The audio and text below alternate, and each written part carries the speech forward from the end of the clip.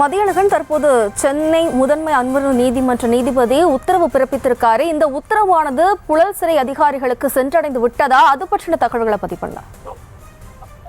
நீதிபதி தற்பொழுது உத்தரவை எழுதி அந்த நடைமுறையெல்லாம் முடிந்து விட்டது. அது முடிந்த பின்னர் மின்னஞ்சல் வாயிலாக ஒரு உத்தரவு அனுப்பப்பட்டுவிடும். இது போன்ற நீதிமன்றத்தில் இந்த நபருக்கு ஜாமீன் வழங்கப்பட்டு இருக்கிறது. இந்த மின்னஞ்சல் அனுப்பப்பட்டுவிடும். அதன் பிறகு நீதிபதியினுடைய உத்தரவு சான்றளிக்கப்படும். அதாவது இந்த உத்தரவு இந்த நீதிபதி பிறப்பித்திருக்கிறார். அந்த நீதிமன்றத்தினுடைய சீல் வைக்கப்பட்டு தேதி குறிப்பிடப்பட்டு நீதிபதியினுடைய கையெழுத்தெல்லாம் பெறப்பட்டு முறைப்படி சான்றளிக்கப்பட்ட உத்தரவாக வழங்கப்படும். நீதிமன்றம் தனியாக ஒரு உத்தரவை மின்னஞ்சல் வாயிலாக அனுப்பினாலும் கூட இந்த ஆவணங்களையும் கொண்டு செல்ல வேண்டும்.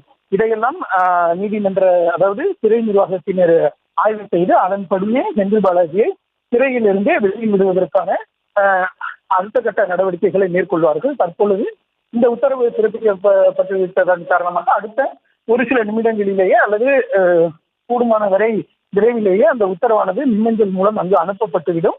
அதற்கு அடுத்தபடியாக உடனடியாக இந்த சான்றளிக்கப்பட்ட நகரும் நீதிமன்றத்திற்கு சிறை நிர்வாகத்திற்கு கொண்டு செல்லப்பட்டு ஜாமீனிலிருந்து செந்தில் பாலாஜியை கொண்டு வருவதற்கான நடவடிக்கைகள் மேற்கொள்ளப்படும்.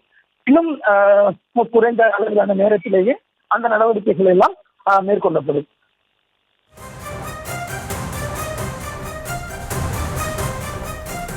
மதியழகன், தற்போது உத்தரவானது புழல் சிறை அதிகாரிகளுக்கு சென்றடைந்த பிறகு புழல் சிறை அதிகாரிகள் அதனை நடைமுறைப்படுத்துவதற்கு எவ்வளவு காலம் எடுத்துக்கொள்வார்கள்? அது பற்றின விவரம். அது பெரிய கால நேரம் எல்லாம் எடுத்துக்கொள்ளப்பட வேண்டிய அளவிற்கு மிகப்பெரிய நடைமுறையாக எல்லாம் இருக்காது. அந்த உத்தரவு நகலிலேயே தெளிவாக குறிப்பிடப்பட்டிருக்கும். இந்த நபர் இந்த குற்ற எண், அதாவது ஒவ்வொரு வழக்கிற்கும் ஒரு குற்ற எண் வழங்கப்படுவது போல இந்த வழக்கிற்கும் வழங்கப்பட்டிருக்கும்.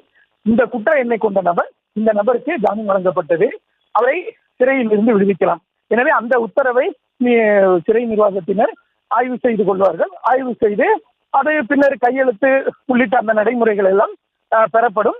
பெறப்பட்ட பின்னர் செந்தில் பாலாஜி சிறையில் இருந்து விடுவிக்கப்படுவார். அவருக்கான அந்த உடைமைகள் எல்லாம் எடுத்துக்கொள்ள அனுமதிக்கப்பட்டு அவர் அனுப்பப்படுவார். செந்தில் பாலாஜியை பொறுத்த வரைக்கும் அவர் வழக்கினுடைய விசாரணை கைதியாக தான் உள்ளே இருக்கிறாரே தவிர தண்டனை கைதியாக கிடையாது.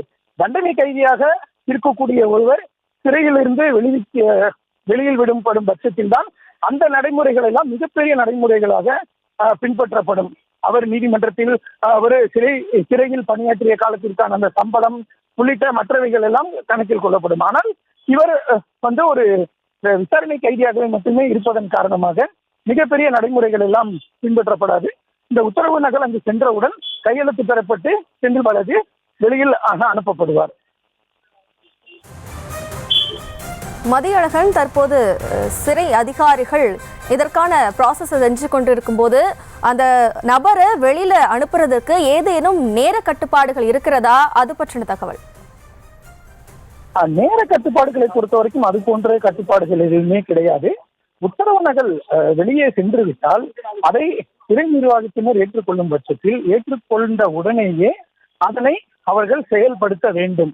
அதாவது சட்ட நடைமுறை என்னவென்றால் ஒருவருக்கான ஜாமீன் எல்லாம் வழங்கப்பட்டு நீதிமன்றம் அதற்கான உத்தரவும் பிறப்பித்து அவர்கள் அந்த உத்தரவாதங்களையும், அதாவது ஷூரிட்டி என்று சொல்லக்கூடிய உத்தரவாதங்களை எல்லாம் அவர்கள் நிறைவேற்றிய பின்னரும் குறிப்பிட்ட அந்த நபரை வெளியில் விடாமல் சிறையிலேயே வைத்திருப்பது சட்டத்தோட காவல் என்றுதான் சட்டத்தில் வரையறுக்கப்பட்டு இருக்கிறது.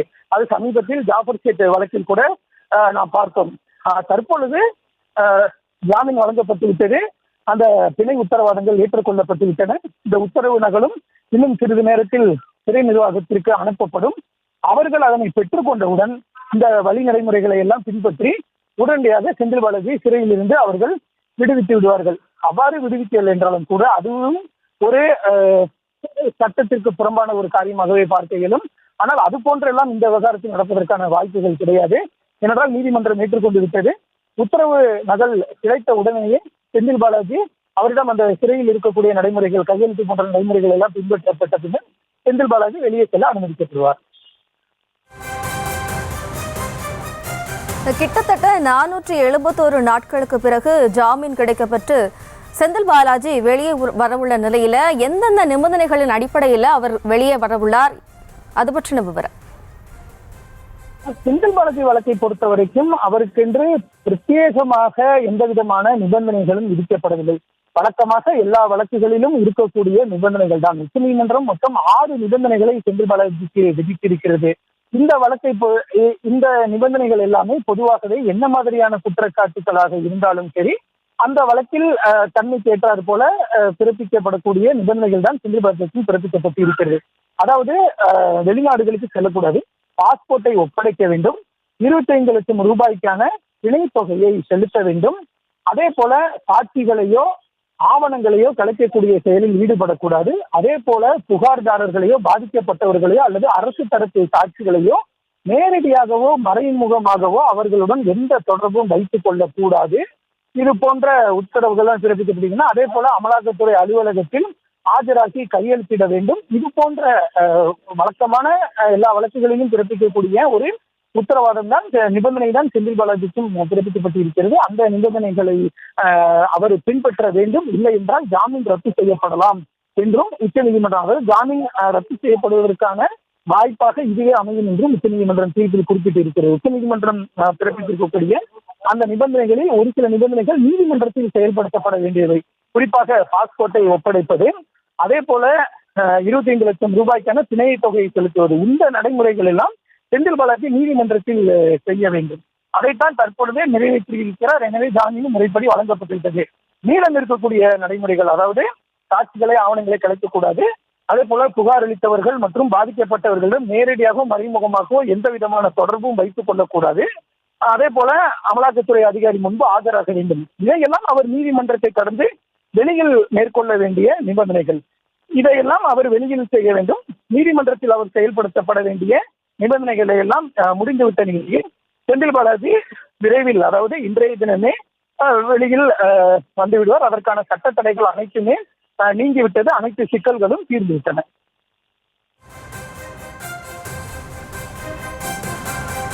மதியழகன் தற்போது சென்னை முதன்மை அமர்வு நீதிமன்ற நீதிபதி ஜாமீன் வழங்க ஆட்சேபனை இல்லை என்று ஆணை பிறப்பித்திருக்காரு. இது புழல் சிறை அதிகாரிகளுக்கும் தெரிவிக்கப்பட்டிருக்கிறது. இந்த நேரத்தில் செந்தில் பாலாஜியோட வழக்கறிஞர்கள் நேராக சென்று அந்த ஆணையை சமர்ப்பிக்கணுமா? அது பற்றிய விவரம். நீதிமன்றத்தில் இருந்தும் அனுப்பப்பட்டுவிடும், மின்னஞ்சல் மூலியமாக அனுப்பப்பட்டுவிடும். ஆனாலும் சான்றளிக்கப்பட்ட நகலும் முக்கியமானது. அதாவது மின்னஞ்சல் மூலம் தகவல் அனுப்பப்பட்டிருந்தாலும் கூட சட்ட ரீதியாக அனைத்தையுமே எதிர்கொள்ளும் பொழுது ஒரு உத்தரவு நகலாக இருந்தால் கூட சான்றளிக்கப்பட்ட நகல் என்பது முக்கியம்.